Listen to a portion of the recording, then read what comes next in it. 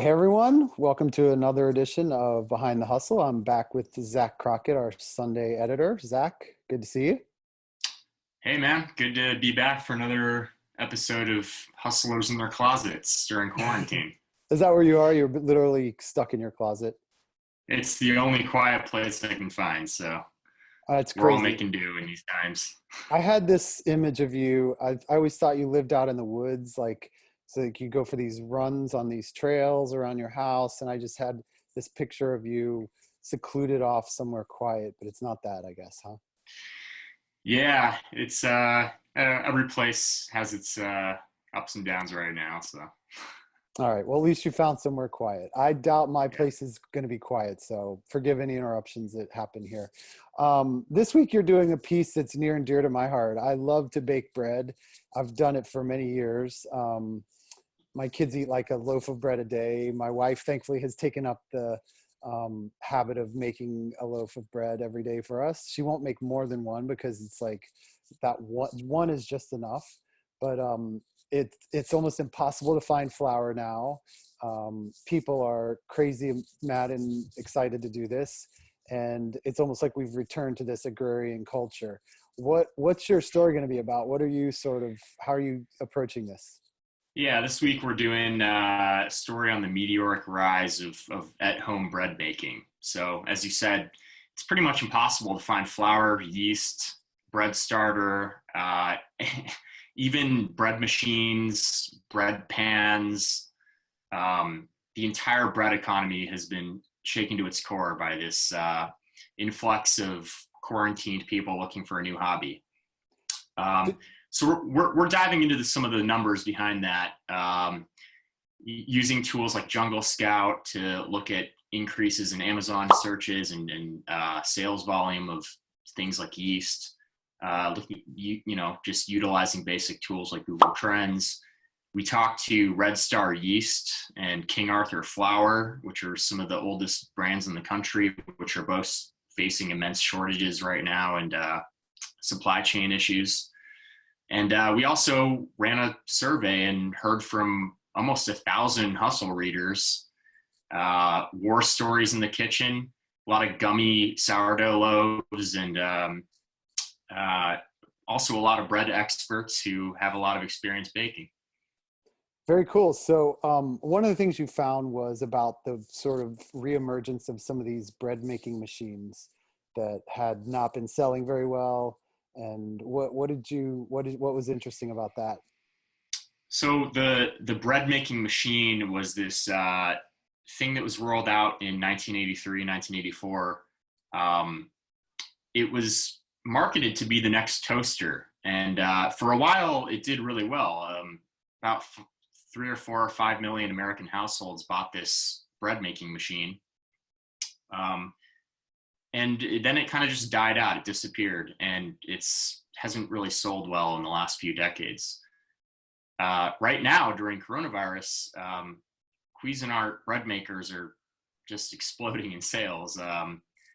If you go on Amazon, it's like one of the top selling products in the bread category. And so, one thing we've been looking into is how this pandemic has affected industries we might not normally think about.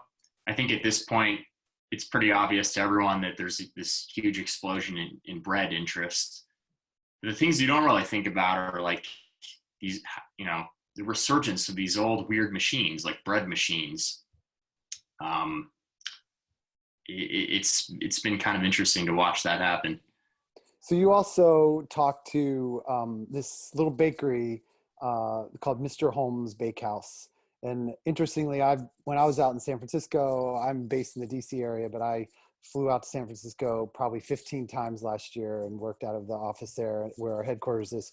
And every time I leave San Francisco, I walk across the financial district down to the Ferry Building and I buy like a bunch of loaves of sourdough for my kids because they're crazy about it. I didn't even know about Mr. Holmes, but Mr. Holmes has had an interesting pivot in this time with obviously not being able to have a storefront. Yeah, their owner has gotten really creative.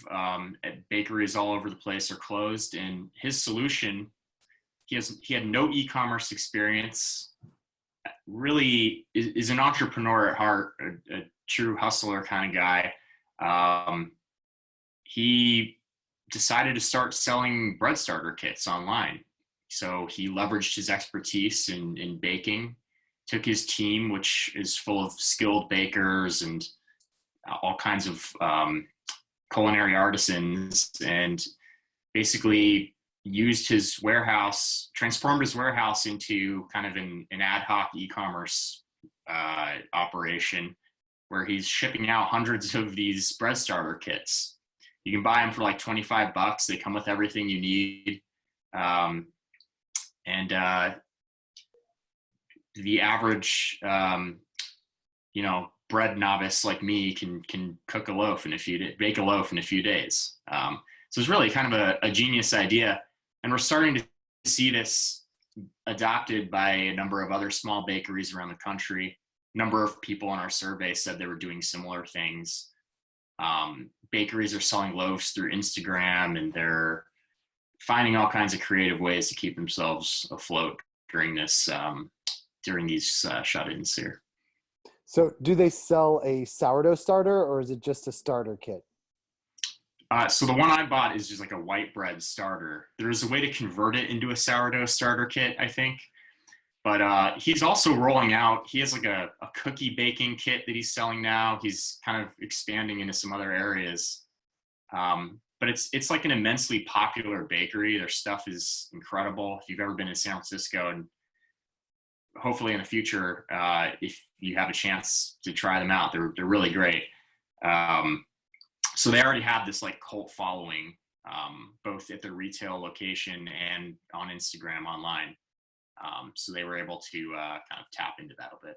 Very cool. So you, as a novice baker, you said the word novice. Have you actually tried to bake some bread this week yourself? I'm a terrible baker, but I